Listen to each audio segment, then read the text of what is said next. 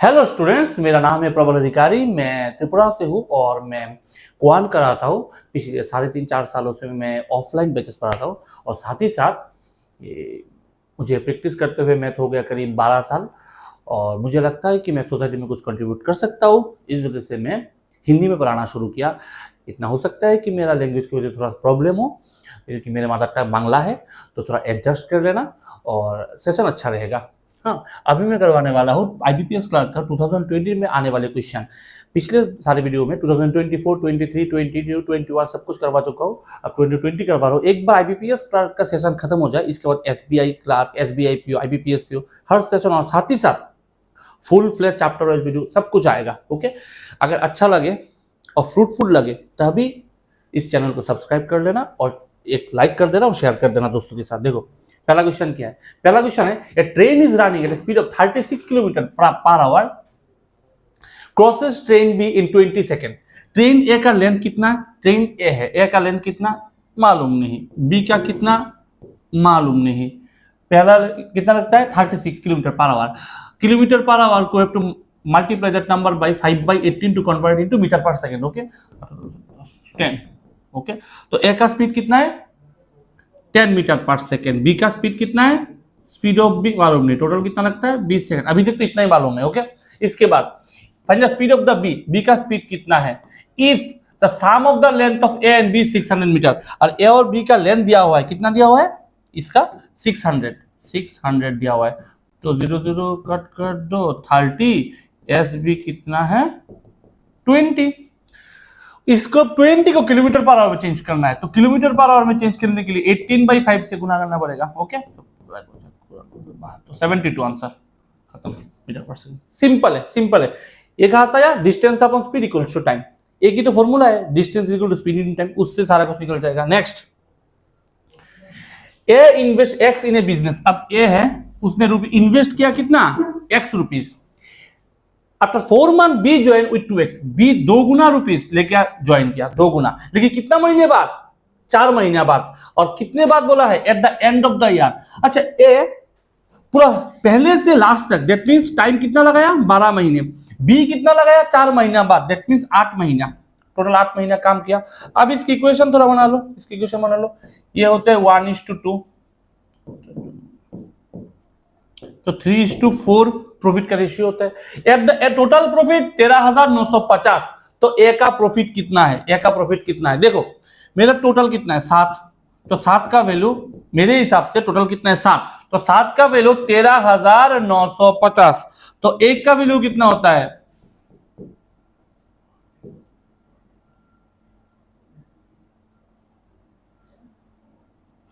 सही तो है ना 13,950। टोटल प्रॉफिट 7 के साथ 8 9 6 7 9 63 6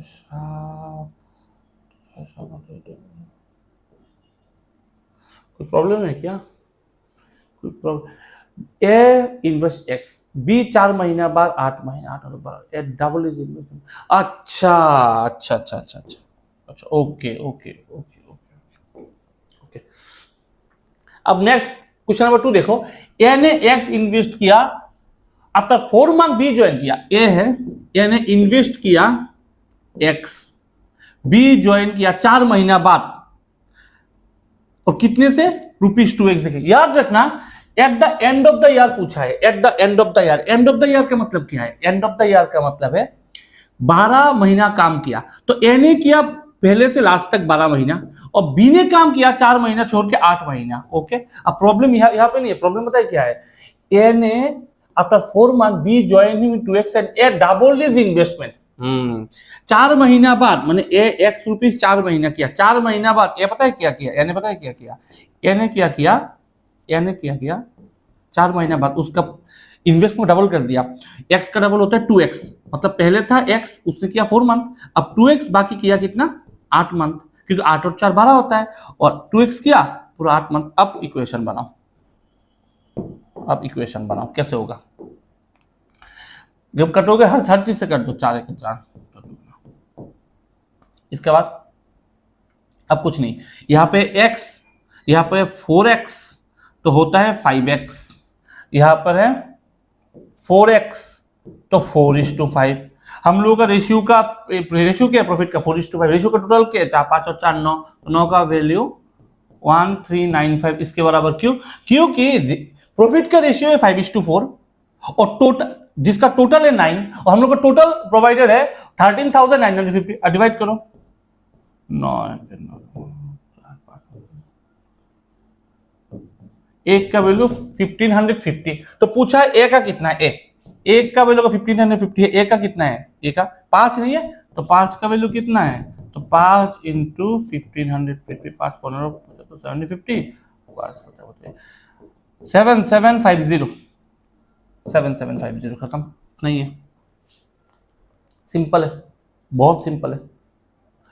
ये जो पिछले 4 महीना किया, 4 महीना बाद उसका डबल कर दिया, सिंपल। नेक्स्ट देखो, a man invested amount in two scheme in the ratio 2:3। समझो ये है स्कीम है, स्कीम भी, इसको किया 2 और इसको किया 3। अब रुपए बताएंगे कितना है? 2 लाख 3 लाख भी हो सकता है, 2000 3000 भी हो सकता है, मालूम नहीं है। देखो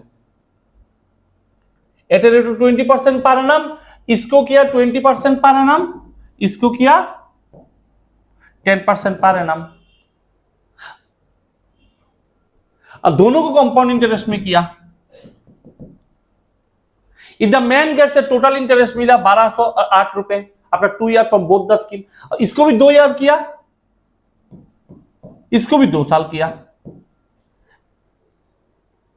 अब शुरू में कितने इन्वेस्ट किया? मतलब शुरू में रेशियो में कितना किया? 2 3 5। इस 5 का वैल्यू निकालना है। 2 + 3 5 नहीं है। इस 5 कैसे करोगे? इसको कैसे करोगे? कैसे करोगे? सिंपल एक चीज बताता हूं,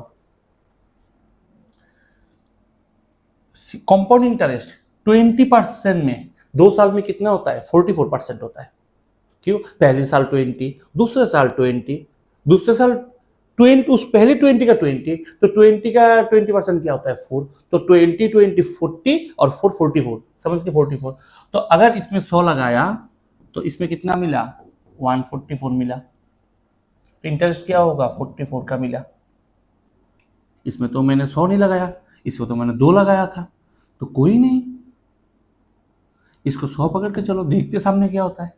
नीचे वाले में क्या होता है? कंपाउंड इंटरेस्ट में 10% भर के 2 साल में कितना होता है? 21% होता है। क्यों? क्योंकि पहले साल 10%, दूसरे साल 10%, तो सर 10 का 10% 1, तो होता नहीं है 21%। ठीक है, दूसरा अगर ये 100 हुआ तो कितना होगा? ये 21 121 होगा टोटल। तो कितना मिलता है इंक्रीमेंट? 21 का। अब मैं क्या करता हूँ? सिंपल चीज करूंगा, बहुत सिंपल। इस 100 को 200 पकड़ लो, इस 100 को अगर मैं 2 से लिखूंगा, देखो ध्यान ध्यान से कैसे होगा।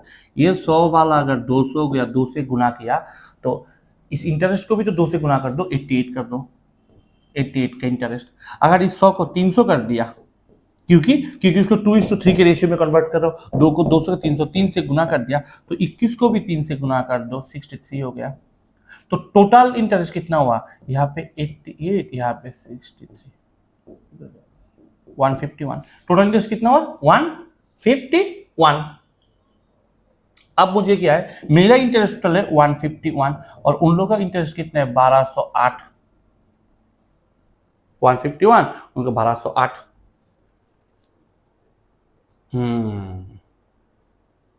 सिंपल, ये 8 गुना है, सिंपल 8 गुना है। 8 15 120 और 8 8 एकम 8 हो गया, तो 1208 खत्म, सिंपल 1208। तो मतलब 8 से गुना होगा, हर एक चीज 8 से गुना होगा, हर एक चीज 8 से गुना होगा। ये 200 है, ये 300, टोटल कितना है? 500 है, 500, ये भी 8 से गुना कर दो तो 4000, 4000, 4000। एक इन्वेस्टमेंट था, सिंपल आ गया, सिंपल। नेक्स्ट आ जाओ। The sum of the length of the rectangle, the sum of the length, the sum of the length of a rectangle and side of a square is 17। अच्छा, ये है rectangle, ये वाला है rectangle, ये वाला है स्क्वायर। पूछा है सम ऑफ द लेंथ, ये है ब्रेथ, ये है side A. Sum of the length of the rectangle, तो length plus side A equals to 52, sorry 72, 72। If the perimeter of the rectangle 84 meters, perimeter 84 metre, rectangle का perimeter का formula क्या है? Perimeter means what? Boundary. तो इधर L, इधर भी L, इधर भी, इधर भी B, तो 2L 2B, 2 into L plus B। तो 2 into L plus B कितना होता है? If the perimeter of rectangle 84 and the breadth of the rectangle 18, इधर 84 तो L प्लस बी कितना है 42, L प्लस बी 42, एक में से इसमें B कितना है 18, तो 18 को माइनस कर दो कितना होगा 24, L कितना है 24, अगर इधर L 24 हुआ तो इसमें कितना है 48। जब find the measurement of the side of the square, square का साइड कितने 48 है, 48 सिंपल, वैल्यू पुट करके बैठा दिया, सिंपल चीज नॉर्मल है। नेक्स्ट देखो, अभी देखो नेक्स्ट क्वेश्चन क्या है, the ratio of the time taken bye ABC, time ABC का टाइम कितना है, ए बी और सी का टाइम का रेशियो क्या है 4, 6 और 3 है। अगर टाइम गिवन है, टाइम इज गिवन, तो कैपेसिटी कैसे निकालोगे, सिंपल काम करोगे, एलसीएम निकाल के हर एक टाइम से डिवाइड कर दो, कैपेसिटी निकल जाएगा।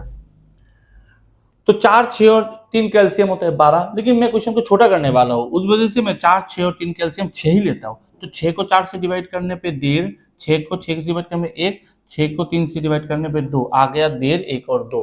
रेशियो से मुझे मतलब है वैल्यू ज्यादा कम हो क्या फर्क पड़ता है। If all the 3 together complete a piece of work in it this, work done जो है ना, वर्क डन वो होता है कैपेसिटी इन टाइम, तीनों मिला के कैपेसिटी कितना है 2, 3, 4, 4.5, और टाइम कितना लगता है तीनों को 8 लगता है वर्क डन। अब मुझे बोला है कितने टाइम में ए एलोन कंप्लीट करेगा 3/4 वर्क को, 3/4 वर्क को कितना टाइम में कंप्लीट करेगा।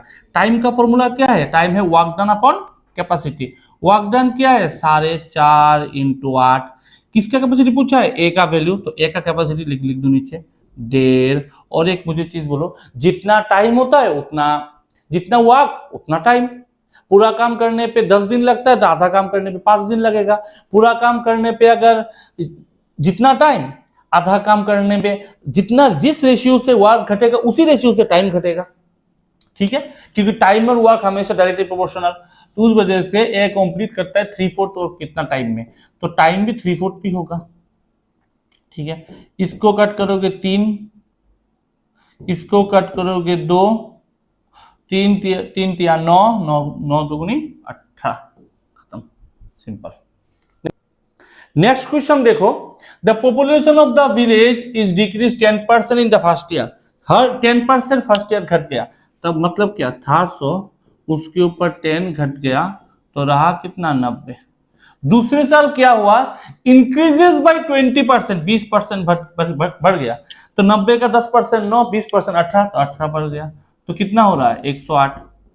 तो मुझे बोला है find the population at the end of the second year, मतलब 108 का वैल्यू क्या है, if 2 years ago it was 15,000, मतलब 100 का वैल्यू अगर 15,000 हो तो एक का वैल्यू 150 हुआ, तो 108 का वैल्यू 108 इंटू 150, सिंपल, तो कितना होगा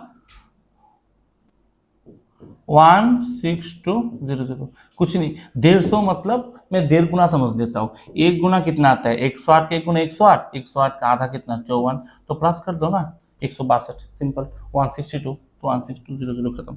नेक्स्ट देखो, the shopkeeper mark up the price of the article, बहुत अच्छा क्वेश्चन है, प्रॉफिट एंड लॉस का, CP MP SP, the shopkeeper mark up 50% above cost price, 50% means what, 50% means 1/2 का इंक्रीमेंट, 1/2, 50% 1/2, 1/2 का इंक्रीमेंट मींस 2 के ऊपर 1 का इंक्रीमेंट, अगर कोई भी चीज 2 के ऊपर 1 का इंक्रीमेंट हो रहा है दैट मींस वो 2 था 1 बढ़ के हो गया 3। इसके बाद 2 सक्सेसिव डिस्काउंट मिला, पहला कौन सा डिस्काउंट मिला 11 होल 1/9% है ये, और दूसरा 10% डिस्काउंट, 11 होल 1/9 मींस 1/9, मतलब 9 के ऊपर 1 का डिस्काउंट, मतलब कोई चीज 9 है तो 1 डिस्काउंट देकर 8 हुआ, ये 9 है क्या, ये जो 3 है तो इस 3 को 9 बना दो क्या, इसको अगर 9 बनाता हो 3 गुना करके, तो इसको भी 3 गुना करके 6 बना दो, 9 के ऊपर 1 का डिस्काउंट तो 8 हो गया, 8 के ऊपर 10% डिस्काउंट, 8 के ऊपर 10% 0.5 आएगा, हाँ 0.8 हो जाएगा। एक काम करो इसको 0 पकड़ लो, मैं ऐसे ही करता हूँ, एक जीरो हमेशा बढ़ा देता है सर इस सिचुएशन में। इसके ऊपर 10% में 80 का 10%, 8 का डिस्टेंस क्या होता है 72, 72 हो गया।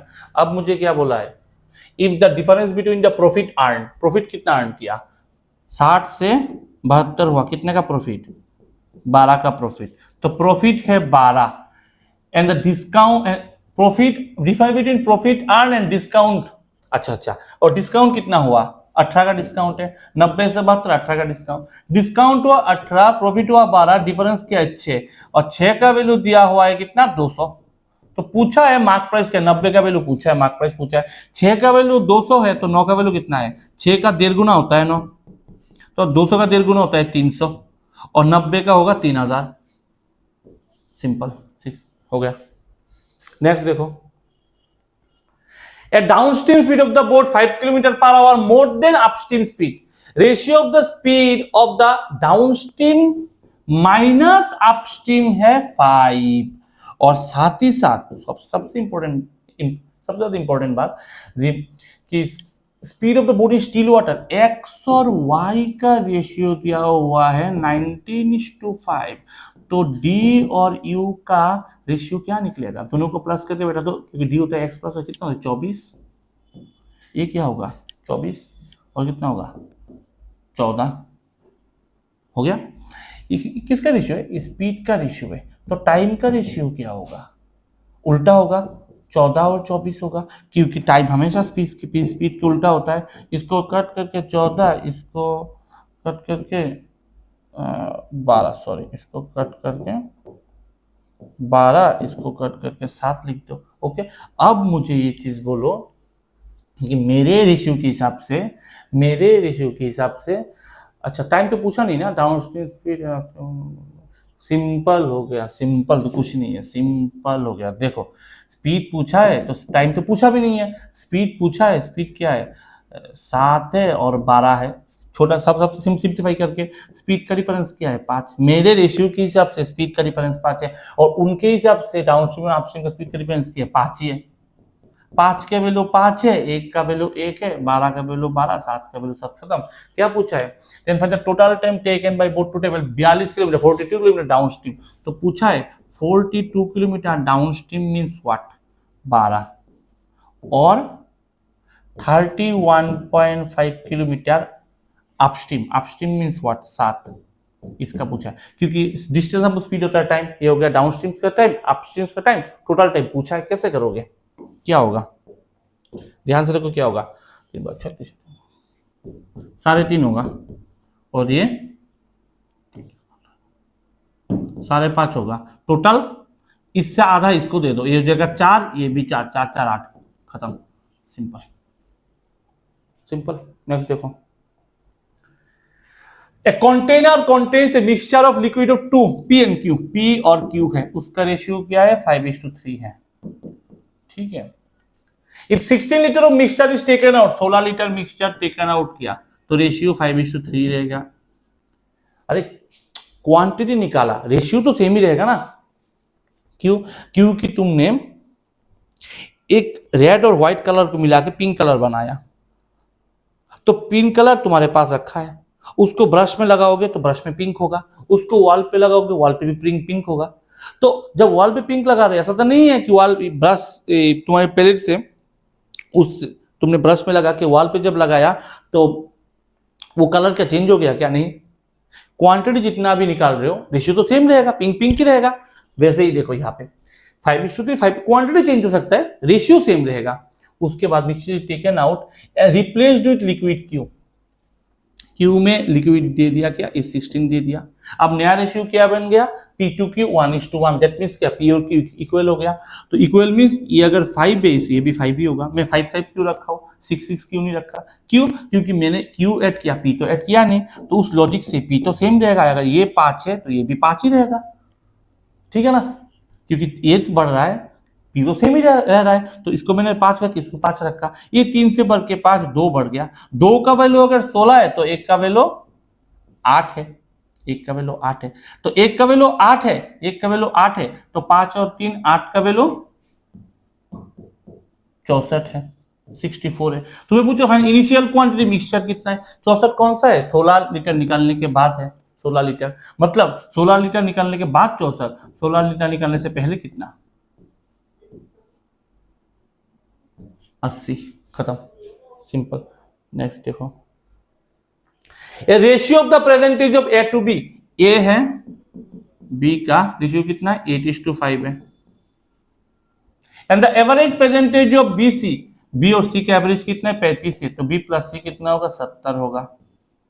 इन the 5 years ago the sum of the age of A and B, 5 साल पहले ए और बी का सम है 55, 5 साल पहले ए और बी का सम 55, 5 साल बाद दोनों 5-5 बढ़ जाएगा, तो दोनों 5-5 10 बढ़ जाएगा, तो दोनों का एवरेज कितना होगा, 55 और 10 65। मुझे एक चीज बोलो, मेरे रेशियो के हिसाब से रेशियो का ए और बी का टोटल कितना है, 8 और 5 13, और वैल्यू के हिसाब से कितना है, 65, तो एक का वैल्यू 5 हो गया, तो ए का वैल्यू 40, ए का वैल्यू पूछा क्या है, percentage of difference between percentage A और सी का डिफरेंस पूछा है, चलो ए का वैल्यू 40 आ गया, ए और सी का डिफरेंस, ए का वैल्यू 40 आ गया, ए अगर याद रखना, ए अगर 40 आया और बी का कितना आया, बी का इसमें तो 5 से गुना होगा ना, 25 आया, 25 आया, बी अगर 25 है तो सी कितना होगा 70 बनाने के लिए, 45 45, क्योंकि 45 से ही तो मैं गुना करूंगा ना, क्योंकि 45 और 25 मिला के होता है 70, तो सी होगा 45, तो 45 और 40 का डिफरेंस क्या है, 5, हो गया, खत्म। चलो हमने कंप्लीट किया कौन सा वाला, हमने कंप्लीट किया 2020 में जो क्वेश्चंस आया था आईबीपीएस क्लर्क में। अगर वीडियो अच्छा लगे तो ही चैनल को सब्सक्राइब करना, दोस्तों के साथ शेयर कर देना, और जितना हो सके बार बार प्रैक्टिस करते रहना, ठीक है। फिर से वीडियो में मुलाकात होगा और कुछ अच्छे क्वेश्चंस के साथ, ठीक है। अच्छा रहना और ढेर सारा प्रैक्टिस करना। जय श्री राम, जय मां काली।